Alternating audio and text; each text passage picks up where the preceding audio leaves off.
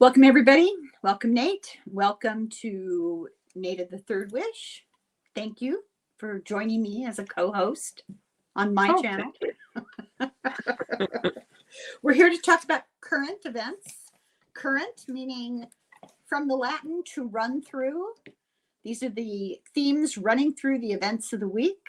Just for those of you who were a little puzzled, we're choosing to focus on the larger issues rather than the specific moments, because the larger issues are what we're here to deal with in this incarnation. So that's what we're working on here today. And with that being said, the first topic I want to bring up, I was looking through the news and I couldn't help, and I'm sure everyone is aware, the fires in France, the heat in Europe, the situation in Africa everywhere is just so difficult. The heat Yes. dome in the center of the United States, the wildfires all over Canada and the US, and the water shortages that people are not speaking about enough. And I was telling you earlier, the Ogallala, I can't say it, Ogallala aquifer is the Yes. largest aquifer under the United States, and it feeds water to 8 different states. It's running out of water. So I was thinking a lot about this, and I was thinking about our relationship with our environment, how we respond to these things, and what we're doing to positively change the situation. And I wasn't coming up with any answers. So that what are your feelings about this? What do you think the issue at hand is? Because we don't seem to be responding with any long-term goals in mind. Well, I think there's this idea of time acceleration. And so we are feeling more disconnected with the longer perspective because we're more focused on the small gains, the small benefit, and we lose track of the longer perspective. I don't disagree with you, but I think there's more going on. Changes are being made, but there are changes that are allowing more degradation of the environment, loss of Yes, public of course. lands to industry, deregulation around the EPA around things like pollution and that sort of thing. All the deregulations, but what I wanted to say too is that the small gains for money, the agriculture trends, just fertilizers, and that has led to issues related to destroying the environment for short-term gain without thinking of the long term. Exactly. And we should be thinking of our children, grandchildren, whoever the future generations. But our mind is to extract, the way that I see it, extract what we can from the planet, and then not really caring about, well, once we die, we die. Why would I care? Yes, very nihilistic. Well, And I've yeah. actually literally heard people say that I'm not going to be around. Well, yeah, I have heard that too. Yeah. I have heard that too. As opposed to the cultural tradition of the native people of this continent, anyway, who have felt an obligation when they make decisions about their relationship with nature. They think in terms of 7 generations in the future. And I'm just, I don't even know what to ask. Why are we as careless about it? Why are we so short-sighted?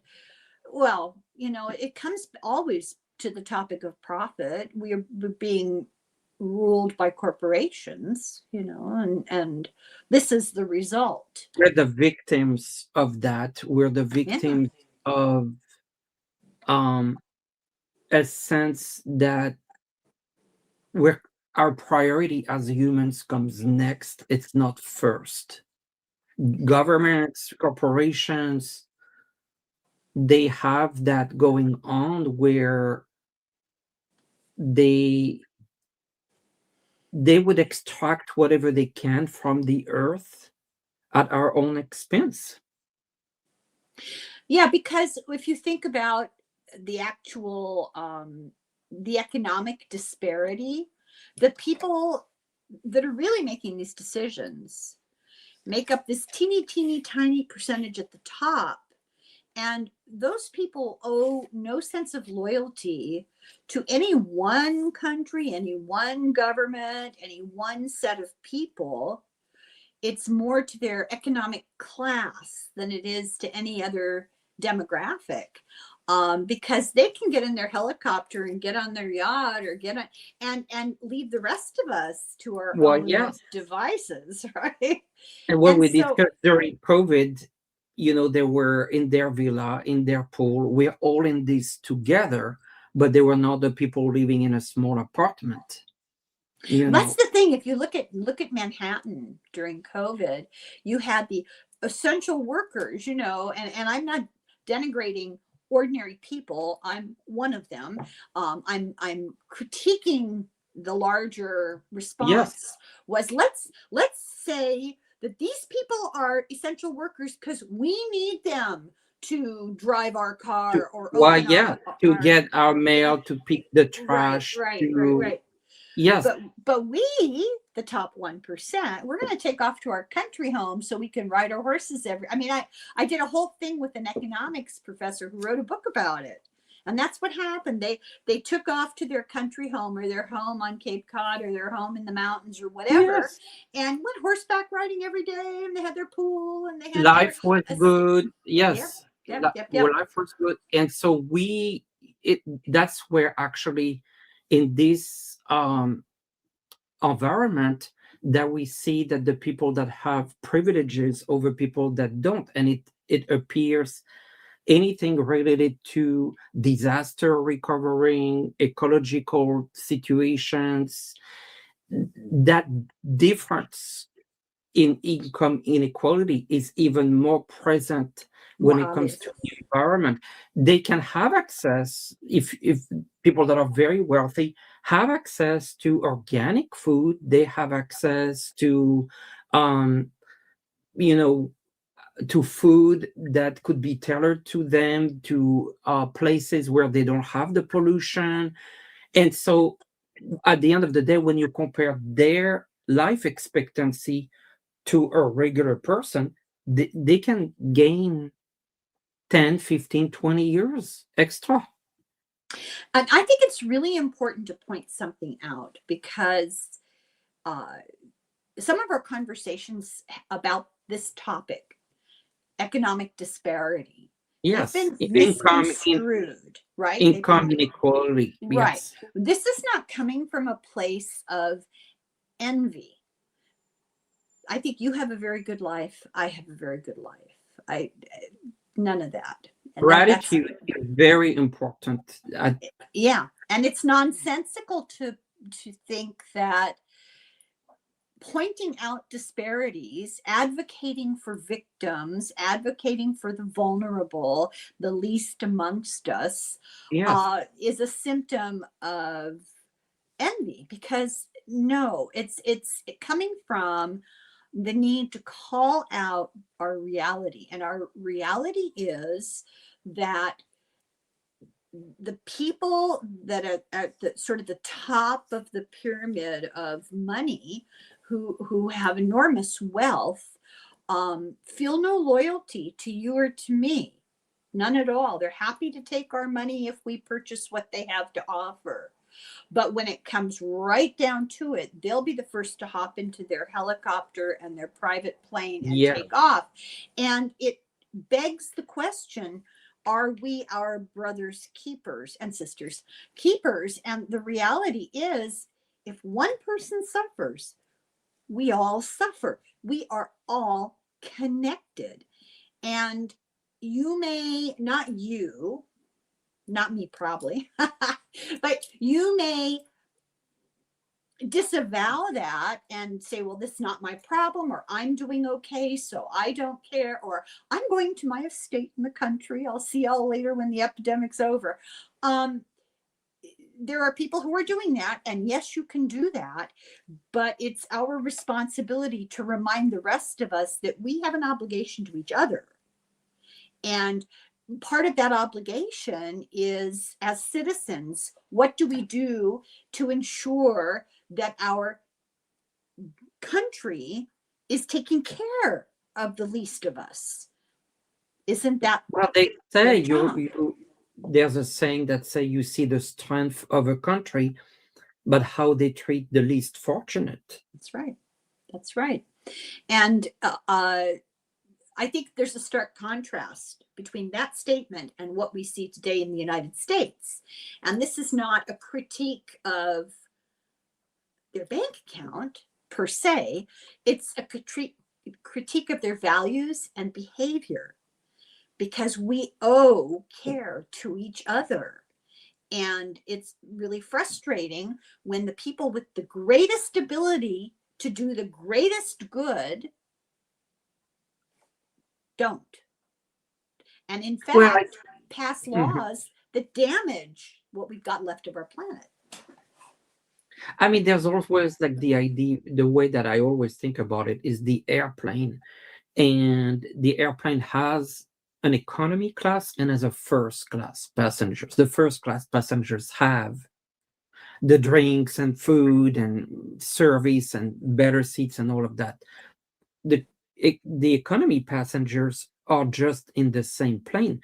The luxury passengers or the first class passengers, they're they pull the curtain and then they have this illusion of a better experience. But the reality, it's the same plane. Mhm. If there is a weather problem, everyone's going down the same. Mhm.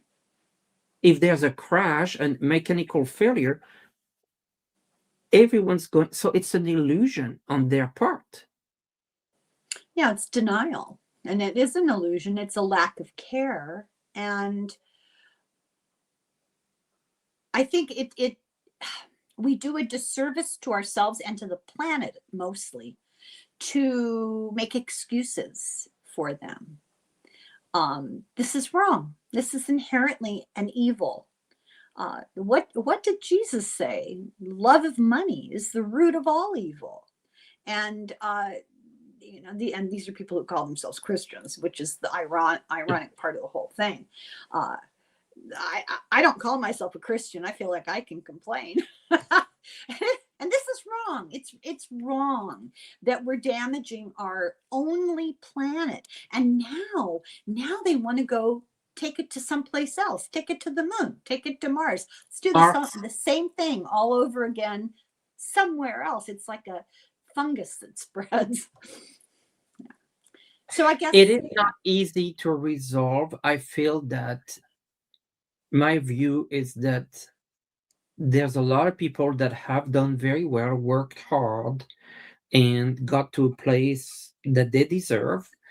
And a lot of them have kept very good values. Like they understand the whole concept of the airplane, that they might be fortunate enough to be in first class, but they understand the air they breathe is the same that the other people air they breathe in that plane. And so, we're all connected that way. There's just an illusion of access, but a number of them do understand that. Not everyone, but and it's very important because who picks up their trash, who we saw. That's why I'm frustrated, because I thought we would learn that through COVID, to the pandemic, and in my view we have not learned anything. Nothing at all whatsoever. And usually in karmic cycles, the cycle keeps coming until you learn at a personal level. You keep making the same mistake, then you're going to be confronted to the same issues. At a collective, in my view, we didn't learn anything through COVID. So guess what? It's going to happen again. You know how I feel. I agree with you. I feel like when I try to discuss it, there's a lot of pushback and defensiveness about it. I think it's because this is a raw nerve. This is okay. In the 1950s, was it Truman and then Eisenhower? Personal taxes were such that over a certain ceiling, and I don't remember if it was 2 million or 5 million, but it was a nice hefty chunk of cash. At that point, anything you made beyond that got taxed 90%, 90. Now you can look this up. This is true. And it got whittled away till now they brag about not paying any taxes at all because they're smart and we're stupid. Well, the thing is, like, usually at that level, they can afford very smart tax accountants, then find ways to legally, maybe sometimes illegally, but usually legally, find all the loopholes. That's right. And these are really serious issues. These are issues that determine the quality of our lives. The neighborhoods that are being evacuated because of wildfires out of control, all of these issues, the lack of water and the rapidly growing crisis over the lack of water, the measles becoming all these issues, Ebola. Have you seen the numbers? Well, what about that salad, bagged salad? Oh yeah. But you put all of these things together. What do they have in common? A lack of care about what happens on a daily basis to ordinary people. This is wrong. It's just wrong. It's got nothing to do with personal animus. It's not because Nate or I want to be one of the 0.1%. I wouldn't be able to sleep at night. I'm no saint, but I wouldn't be able to sleep at night. Would you?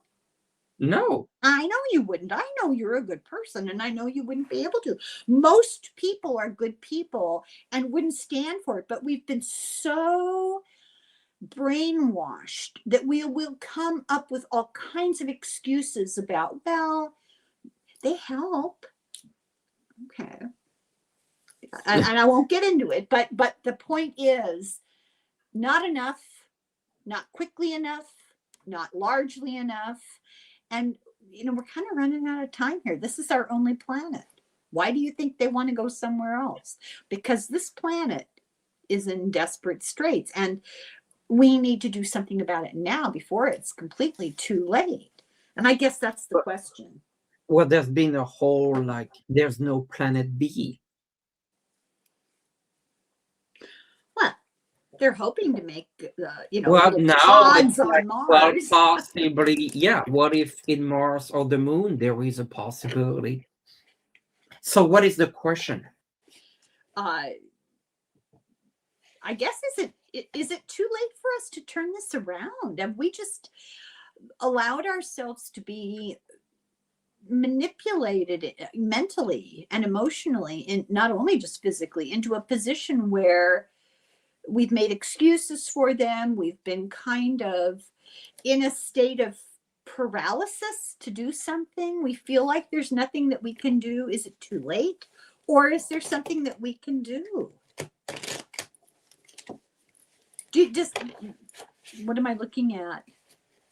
Ten of Swords. Ten of Swords. Ten of Swords. It is kind of too late. And I think it depends too late for what, but there's a number of people in the scientific that said we've been given ultimatums and those ultimatums have passed. I don't believe that it's too late, but it feels very late, like it's like 5 minutes before. Well, it feels like assaults from all sides. Every morning when you get up, there's a new thing, right? And we've been apathetic, the Four of Cups. And I think it's interesting, cups, water, we've been apathetic. We've not really done what we need to do. And we're getting to the place where there's no going forward. There's, and once again, water, right? There's no Yeah. going forward. Uh, this is gonna, and this card, don't take this the wrong way. This card, it requires a gigantic paradigm shift. Death. At this This point, card, is that death too? yes. Oh my God. Okay, well, there you go. The universe is telling us, yes, this is serious. No, it's not personal because I can't afford a Birkin bag. I don't want one, but it's the only thing I can think of fast. It's not about that. It's about feeling grief for the planet and concern for everybody, because as long as I have to step over homeless people sleeping on the sidewalk, my heart is not at rest. Do you know what I mean? Do you? Oh, of course. Yeah, it's I hate it.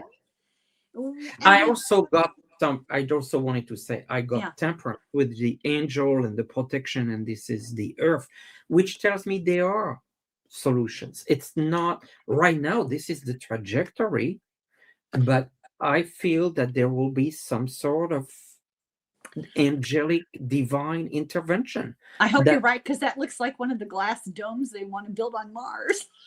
but I think it's coming from us. This is coming from It us. has to come from us. You're right. Yes. Yes. We have to stand up to this and not be complacent. That's that Four of Cups. Not be complacent and not just accept, well, No. they do what they can. They're good people. That we're allowing corporate greed to destroy our planet. We've got to do something. Okay. And in the same light, I have a very interesting story here. Oh, it's right in front of me. So this raises questions about mental health and why the challenges to mental health are so severe, and they tie into that first topic. So California, they just convicted a guy of arson in what was called the Park Fire. Butte County, California. I'm not even exactly sure where that is in California. This is not so long ago. People watched this guy get stuck on the road. And this is in the countryside, and he was on a bluff and he got stuck in the grass on the verge of the road. And his solution, he revved and revved and revved, and sparks were flying and nothing was working. His car caught on fire and he just shoved it over the edge and walked off, and it burnt incredible amounts Oh my of God. 670 square miles, destroyed 427 homes. He was found guilty of doing it on purpose. There were so many witnesses who saw him try to hide in the crowd because it was like My a God. holiday. He was found guilty of multiple charges of felony arson with multiple enhancements, destroying multiple residential structures. And he's a 3-strike offender, which means that now he's not going to get out, more than likely. But Wow. I looked at the list of crimes he's committed, and there's a term in learning about psychopathology that's called criminally versatile. That means you might start out throwing rocks at windows when you're a child, and then you start shoplifting, and then Yes. you start stealing cars. And as an adult, you do bank fraud and maybe a The little life escalation. violence. Yeah. Yeah. There's nothing evil you won't put your hand to if you can get away with it. Yes. So he got convicted of doing bad things to a young person. This is in 2001. Then he got charged with robbery, causing great bodily injury, sentenced to 20 years, went on parole, did a robbery, sentenced again, arrested for drunk driving, arrested again. And then when he got out, he started in 2024. It was July, it was 100 degrees, and he started this fire.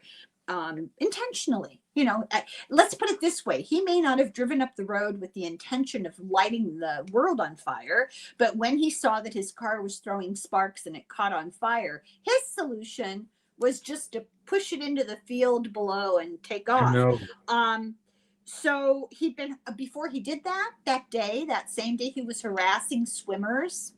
Uh, Hang on. So there's a whole discussion of this guy's mental state, but he's still going to prison. And his final statement on the whole thing, when he was given the permission by the judge to comment, he said, "What did I do wrong, bro?" Oh my God. I know. I know. So I've been thinking about this a lot. And are we getting more mentally ill? Are we losing all connection to right and wrong? Well, there's multi-layers question here. One is that people are not getting the same education that they were getting before. I'm not sure, but education. I mean, how much education does it take to realize that a fire is going to spread? Well, it is part of education because a lot of basics are no longer being taught. Well, I agree with you, but like, what do you mean by basics? Well, when I say education, I'm not talking of math or Oh, physics. that's what I thought you meant. Yeah. Well, like general education, manners, values. Socializing. Well, yeah, Yeah. but that goes back to where these people are unsocializing with they're socializing with their devices.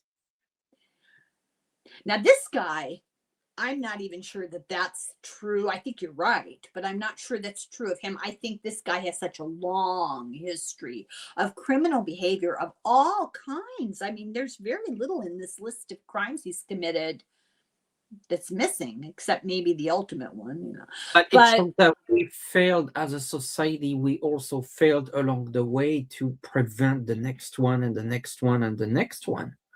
yeah, and a lot of that goes back to how children are raised. If you're born with Well, this yeah, tendency towards psychopathy or antisocial behavior, let's call it, let's not, I'm not diagnosing anybody, but this is no, obviously antisocial behavior. It doesn't come from nowhere. You know, it's either you're no, born that way and no one intervenes to try to help you early enough, and we don't even know quite what that means. How would you do that? How would you help people like that? We still don't know. Or it's the result of trauma that you've experienced it very, very, yeah. very young, right? In any case, there is a mental health pandemic. Oh yeah, I have a book prepared that's talking about education in general, like school book learning, and they did surveys of young people in college, and 20 years ago they asked them, what are your biggest concerns? It was finding a job, you know, making a good salary out of school. Today, when they ask the same age group, what are your biggest concerns, it's mental health, Of course, depression, it's and the number one anxiety. issue, and it costs.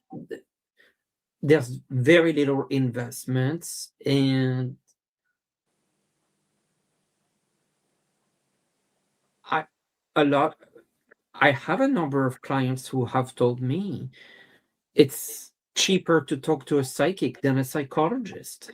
Oh, I think a lot of us, a lot of us, I'll speak for myself, a lot of us would benefit from therapy. Of course, but it is very Would love to expensive. go to a therapist. But where are you going to find the money for that? It's It's insanely very expensive. expensive. Yeah. It's cheaper to rant and rave on YouTube. But no, we Well, joke. or We have joke. a reading. No, but not we don't. It's kind of true as light workers. A lot of people have told me that probably I should see a psychologist because I'm having those issues. but I might get some of my answers to a reading.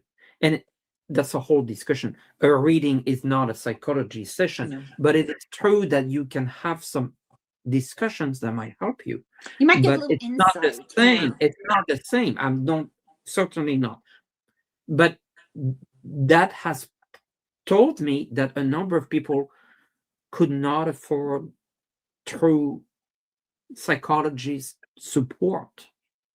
Oh, I think most of us would be, I think the prejudice against getting psychological support is much lower than it used to be. There's much less stigma attached to it, Yes. at least to my experience. No, back in the days, we would say, "Oh, you're a crazy person. You need to Right, see a right. doctor." Yeah.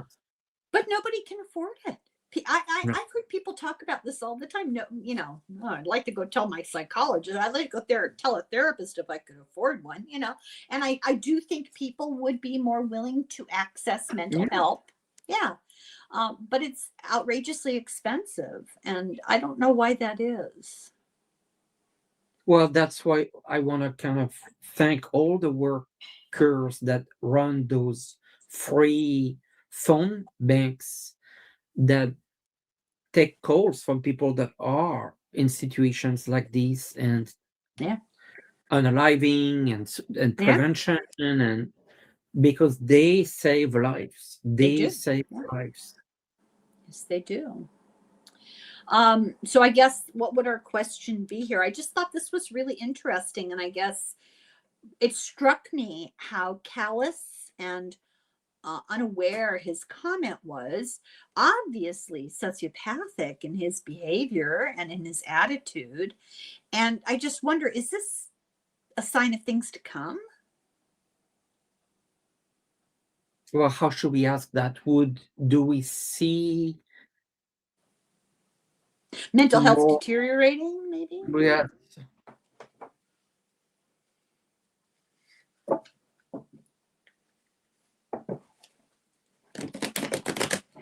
the curves I get really talk about what we discussed, the 10 of Wands, the burden that people carry, the 10 of Coins, the cost of the services.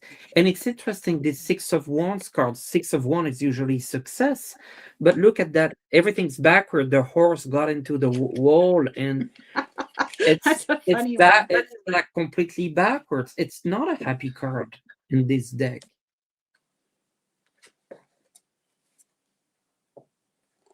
I have weird cards here. Oh, what did you get the?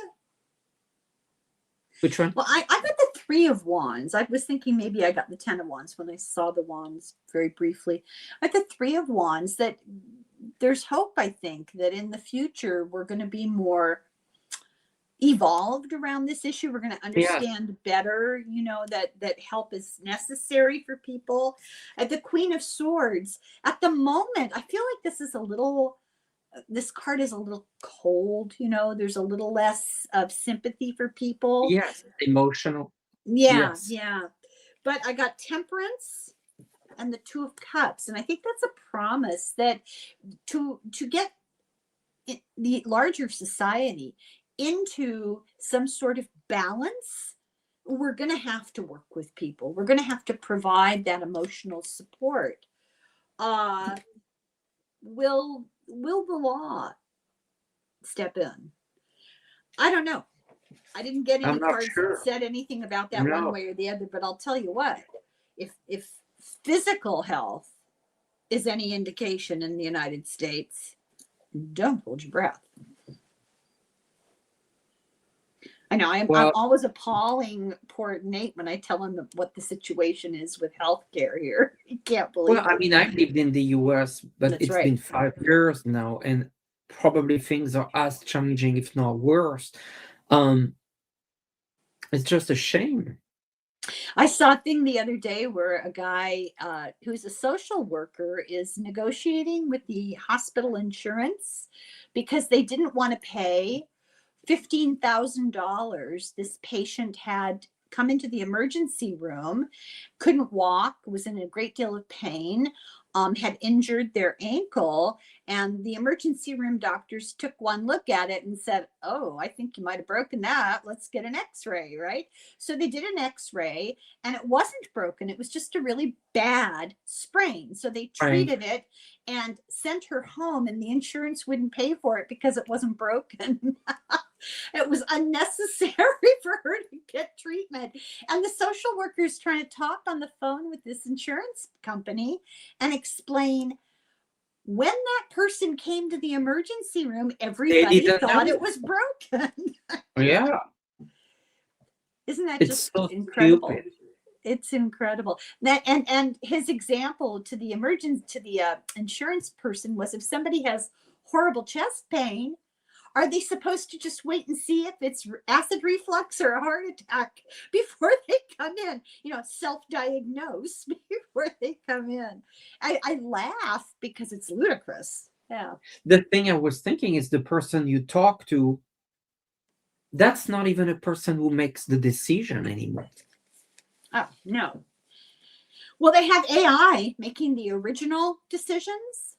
When you called it to challenge it, you might get a real person. But when you process your application, when the hospital processes the billing application to your insurance company, they're getting huge numbers of refusals to pay.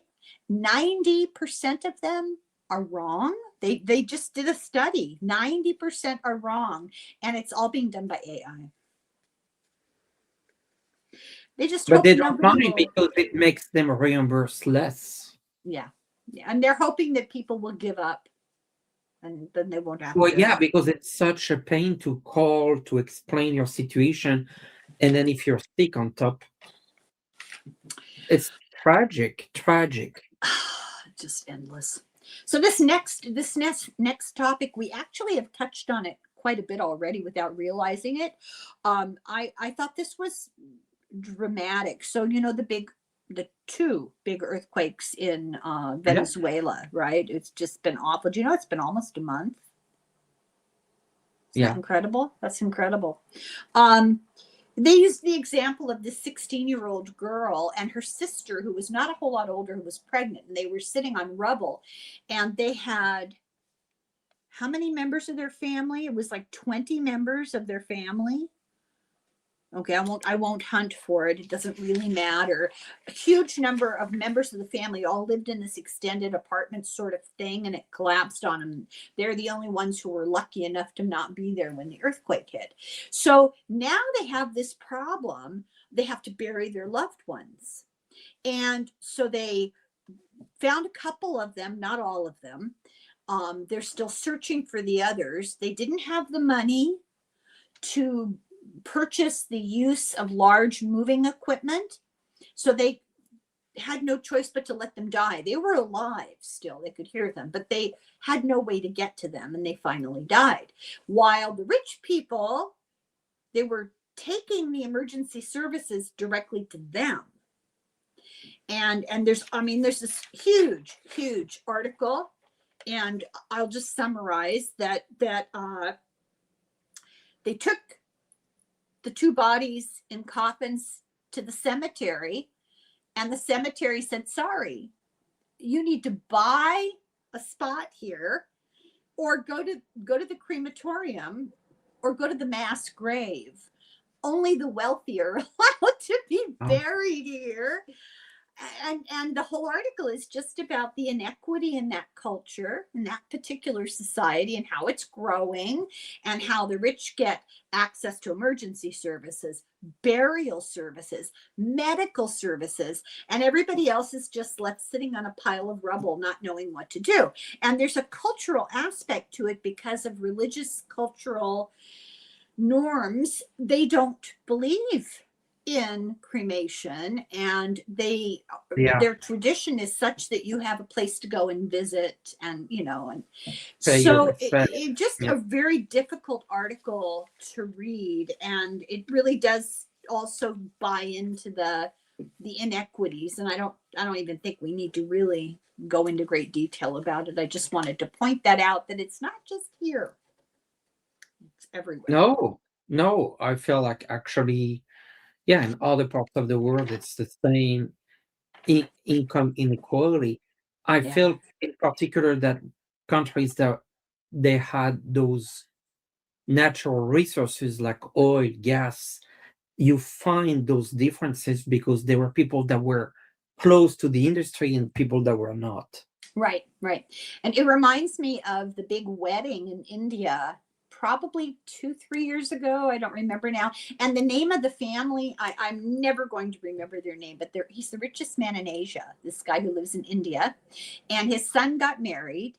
And this, I believe, was in Mumbai, if I'm in my memory, but it doesn't matter. The city that it was held, they actually moved out all the poor people on the streets to clear the way for all the Yes, wealthy global visitors. They had they shut down the local airport for all the private planes that came in. And those same visitors that came to that wedding are exactly the same ones who went to Bezos' wedding and the other wedding that I won't it's mention so all the people don't get same. mad at me. Yeah. So my final topic here is this interesting thing I read about emergency preparedness. And, Mm, a lot of people kind of equate it with prepping, and it's got a bad rap. People think preppers are all insanity. So this guy who is a security expert and has worked in the past with FEMA, he said it's not if, it's when we're going to mhm. have a big internet crash or a cyber attack or a power grid failure. And only 57% of the population is in any way prepared for what that means in their daily lives. I think the psychological shock is going to be worse than almost anything. People have no clue how to entertain themselves when they don't have a device in their hand. It's so difficult. I've been in those situations. It's so difficult. But another aspect is you can prepare if you can afford to prepare. That's right. That's absolutely right. Many people have no place to store things. They have no spare money in their budget to buy stuff ahead. And he talks about this. He says that we should all be trying to set ourselves up to be in some short period of time somewhat self-sufficient. And he talked about, Starlink and HughesNet, and for the people who could not bear to be separated from the internet. And I not concerned about that. But you should have some cash on hand because the Yes. ATMs are not going to work, and you may not be able to buy anything with credit card because all the power's off, right? But the point that he made that I think struck me, because yeah, batteries, water, food. And he said if you are in a position where you're financially not in a place to start stockpiling things, then your next best alternative is to make friends with your neighbors and friends and see what you can share, see how you can work together. So maybe Mm. everybody doesn't have to have everything that you can share. And Oh, I see. we saw that happen here. I was encouraged last summer. We had a water crisis here. Yeah. There was a pollution into our water source, and of course, everybody freaked out. And the city started immediately distributing plastic Bottle. bottles of drinking water. Right? It only lasted, I don't know, for a day or two, but I was really impressed by my neighbors.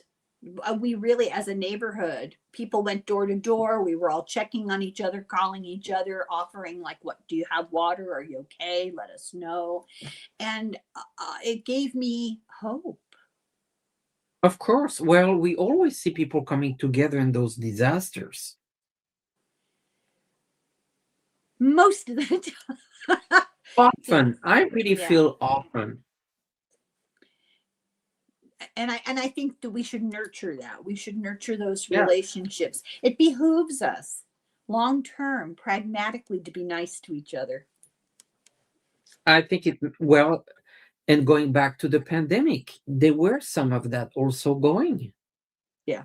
Or dropping food at doors because it was Yeah. impossible to get through. And yeah, I felt like there was. I had a really good friend who did our grocery shopping for us. Do Very you nice. know, it's so quick we forget, but remember how traumatic it was to know that given your demographic, like your age, your health, that you were more or less susceptible to something that nobody knew where it was coming from. Nobody knew how to prevent it. Once you got it, it could be deadly. And people really did rally around on a personal level. They really did Yep. rally around. Yeah. Which is heartening. It's encouraging. So, what question should we ask? How about will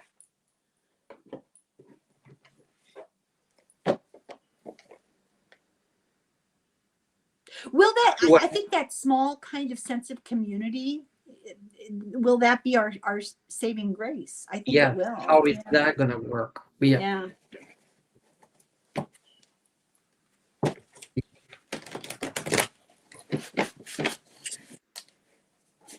Oh, that's very nice. What I'm getting.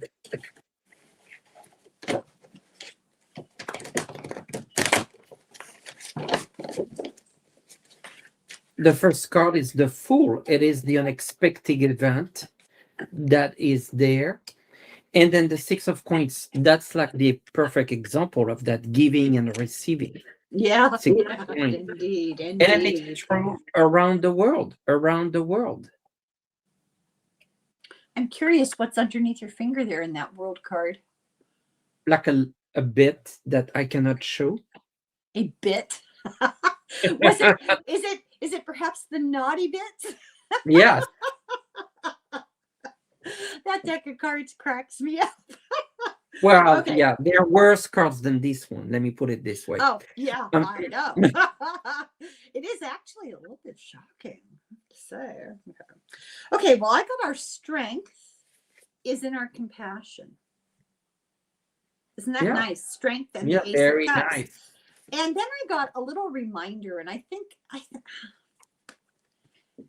we've got it in us. We have it within us. Yeah, We just have to access it, the Hierophant. That's a very positive set of cards for me to end on. I love that. Yeah. Well, these are important issues, don't you think? Very much. Because this disaster will come. I mean, look right now in Europe with the Japan. fire. We're already Japan. Japan. Japan just had a 7 point something earthquake this 5. morning. Yeah, 7.5. 7.5. Those little increments make a big difference. It's logarithmic. Yes, it's a Yeah. lot more. Yeah. Yes. Yeah. So we have to stick together and we have to reach out and try to create a sense of community. Yeah. Okay. Thank you. Thank you, Thanks Nate. for Thank you having for me. joining me. We won't see each other for 2 weeks. Now it's going to be 3 weeks due to my travels. Well, I'll put something out there. But, if you're not here. Thanks, See you in everybody. 3 weeks. Thank Bye, you for everyone. watching, everybody. Thank you, Nate and Slung Thank Boy. you.